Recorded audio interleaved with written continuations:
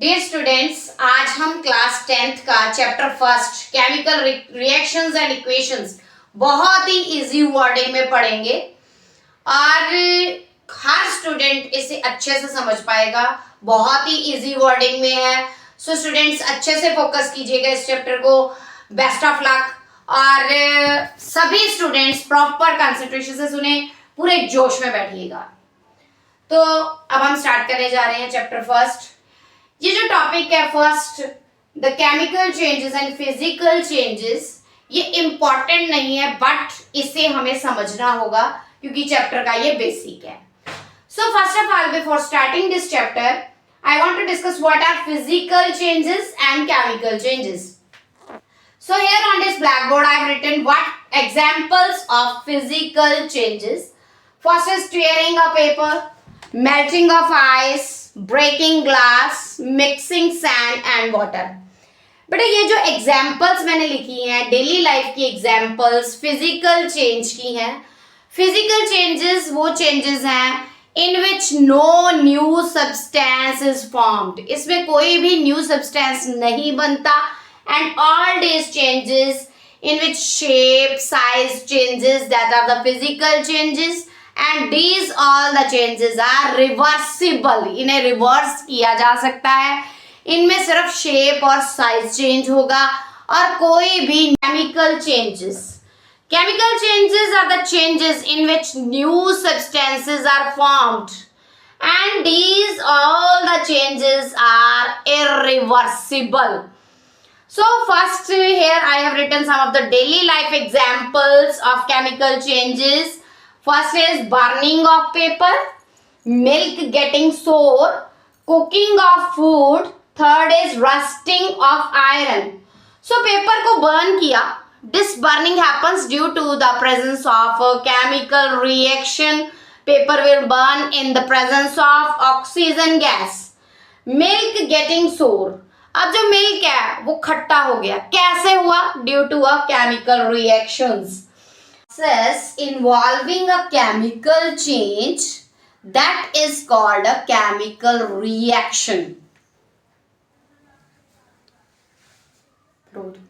So we have discussed what is a chemical reaction. So before starting chemical reaction, firstly we have to understand how a chemical reaction is written. So here I have given first example from your syllabus, that is magnesium plus oxygen. Product is magnesium oxide. So firstly we have to understand reactants and products. What are reactants? The reactants are the substances which take part originally in a chemical reaction, which starts the reaction, which take part originally in the reaction. And here these two I have written with the differentiating them with a sign positive between them, plus sign दिया है मैंने।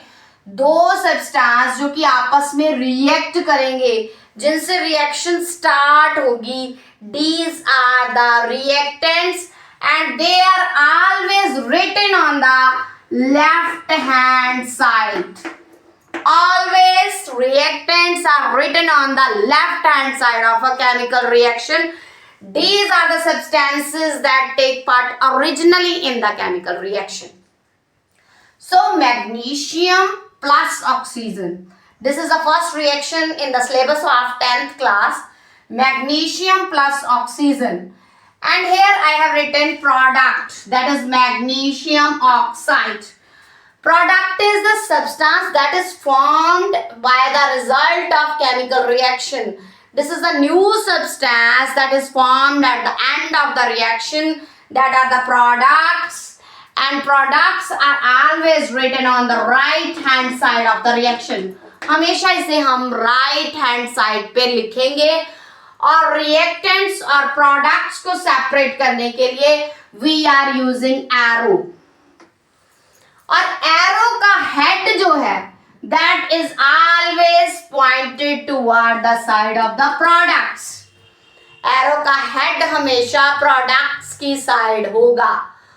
और if we are using arrow like this, double-headed arrow.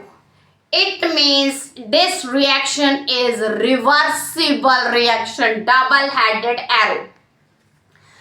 So here we have, I have written the reaction magnesium plus oxygen. Product is magnesium oxide. So हमारी जो lab है वहां पे magnesium ribbon available होता है, लेकिन इस रिएक्शन को स्टार्ट करने से पहले मैग्नीशियम रिबन को लेने के बाद सबसे पहले हम मैग्नीशियम रिबन को बर्न करने से पहले सैंड पेपर से रब जरूर करते हैं, बिकॉज मैग्नीशियम जो है it is a reactive metal. When it reacts with moist air already it has a coating of magnesium oxide on it. Magnesium oxide की कोटिंग होती है इसके ऊपर. तो इससे क्या है, वो जो रिएक्शन है it will hinder the reaction को जो है प्रॉब्लम क्रिएट करेगा, हिंडर करेगा, रोकेगा रिएक्शन को.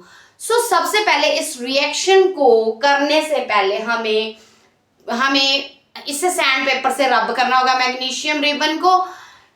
एंड मैग्नीशियम रिबन को रब करने से क्या होता है, it will remove the coating of magnesium oxide from it.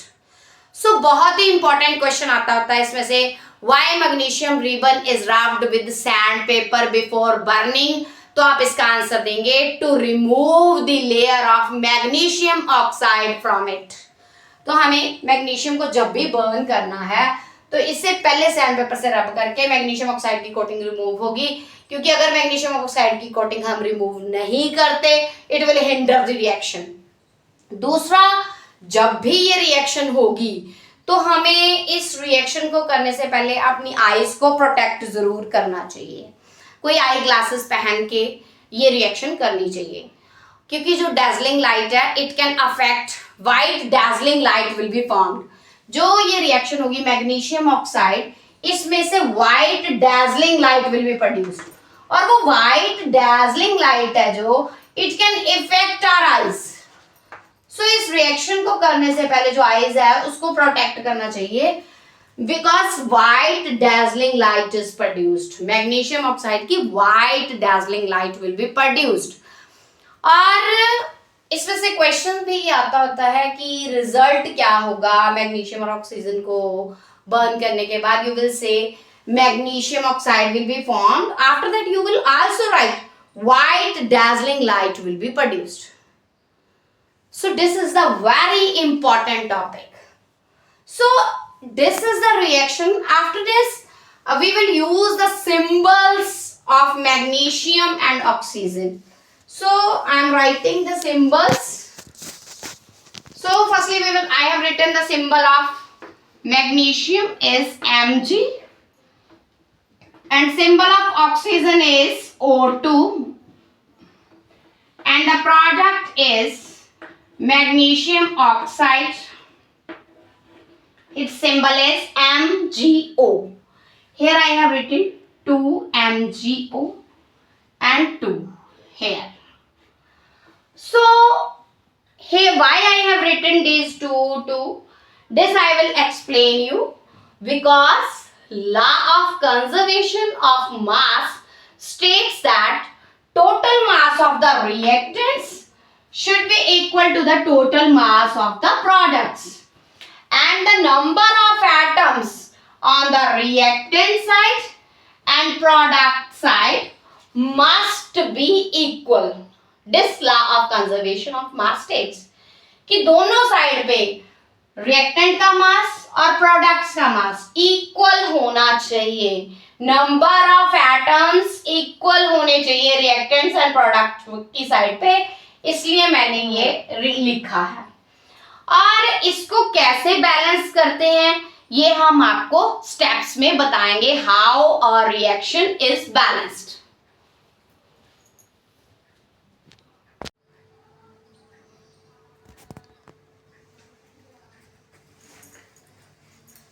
Dear students, bore तो नहीं हुए? जोश में रहना, ठीक है, बोर नहीं होना, अच्छे से सुनना, जागते रहना. सो फर्स्ट रिएक्शन के बाद अब हमारी है सेकेंड रिएक्शन, जो कि आपके सिलेबस में है, reaction between lead nitrate and potassium iodide. So students, ये रिएक्शन कैसे होती है? हमने 2 टेस्ट ट्यूब्स लेनी है, लेड नाइट्रेट, एक में हमने लेड नाइट्रेट डालना है, aqueous solution means dissolving in water, water में डिसॉल्व करना है lead nitrate, and second aqueous solution potassium iodide हमें लेना है। Aqueous solution means it is prepared by dissolving in water. So one test tube में हमने लेड नाइट्रेट सोल्यूशन लिया और सेकंड में टेस्ट ट्यूब में हमने लिया पोटाशियम आयोडाइड सोल्यूशन। तो इन दोनों टेस्ट ट्यूब्स को, दोनों सॉल्यूशंस को हमने मिक्स कर लिया, lead nitrate and potassium iodide. तो these are the 2 reactants which starts the reaction, which take part in the reaction. These are always written on the left hand side of the reaction. उसके बाद जो हमारे पास result आया वो है lead iodide and potassium nitrate. Lead iodide हमारे पास yellow colour का सॉलिड होगा, lead iodide, and potassium nitrate will be colorless solution, it will remain in the solution. So lead nitrate, I have written the symbol of lead nitrate PbNO3 whole twice, PbNO3 whole twice. This is the symbol of lead nitrate. Here I have written AQ. AQ means aqueous, it is prepared by dissolving in water. AQ stands for aqueous. So after lead nitrate, then I have written the symbol of potassium iodide. This is Ki. Here also I have written AQ. It stands for aqueous. After that I have written symbol of lead iodide, PbI2. It is S. S means solid. Yellow color का solid obtain होगा. After that, potassium nitrate symbol is KNO3 and potassium nitrate का जो solution AQ, aqueous solution obtain होगा, it will be colorless. It will remain in the solution, colorless solution. अब बेटा जो question आएगा आपको पेपर में, बहुत ही इंपॉर्टेंट क्वेश्चन इस रिएक्शन से related, that what will you get when lead nitrate reacts with potassium iodide? Then you will give the answer. We will obtain yellow solid, that is lead iodide, and colorless solution lead nitrate we can't see, it will remain.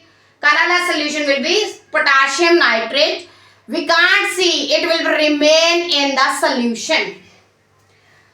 बहुत ही important question है। एक तो ऐसे आएगा बेटा आपको question कि ये रिएक्ट करेगा तो क्या प्रोडक्ट बनेगा। दूसरा क्वेश्चन आपको ऐसे आ सकता है, आपको ये रिएक्टेंट्स दिए होंगे और आपको यहाँ ब्लैंक होगी, आपको यहाँ पे फिल करना होगा कि ये क्या है, यहाँ पे क्या क्या आएगा। तीसरा क्वेश्चन आपको ऐसे आ सकता है, आपको ये लिखा होगा ऐसे, सेम ऐसे वर्डिंग लिखी होगी, आपको उसके सिंबल्स लिखने होंगे। चौथा क्वेश्चन आपको ऐसे आ सकता है, वहां पे आपको ये नहीं लिखा होगा PbI KNO3 ऐसे, आपको वो कहेंगे इस रिएक्शन को बैलेंस करो, तो आपको इसे बैलेंस कर देना है। अभी तक मैंने आपको 2 रिएक्शंस करवाई, लेकिन जो रिएक्शन बैलेंसिंग है वो कैसे करना है वो मैं आपको थर्ड रिएक्शन के बाद बताने जा रही हूँ। ये 2 रिएक्शंस आपको बताई मैंने, इसके बाद थर्ड रिएक्शन करने के बाद हमारा चौथा स्टेप होगा how to balance a chemical reactions. So मेरे साथ लगातार जुड़े रहिए, मेरे जितने भी पीरियड्स होंगे आप सुनते जाइए मेरे लेक्चर्स को, डेफिनेटली इनसे मिलते जुलते क्वेश्चंस ही आपको आएंगे और मैं सारे इंपॉर्टेंट टॉपिक्स ही करवाऊंगी आपको। और जितने भी बच्चे हैं surely everyone will get more than 97%। ये मेरा आपसे वादा है। आप मुझसे जुड़े रहिए, मेरे चैनल को सब्सक्राइब कीजिए अगर आपको अच्छा लगे। Thank you so much.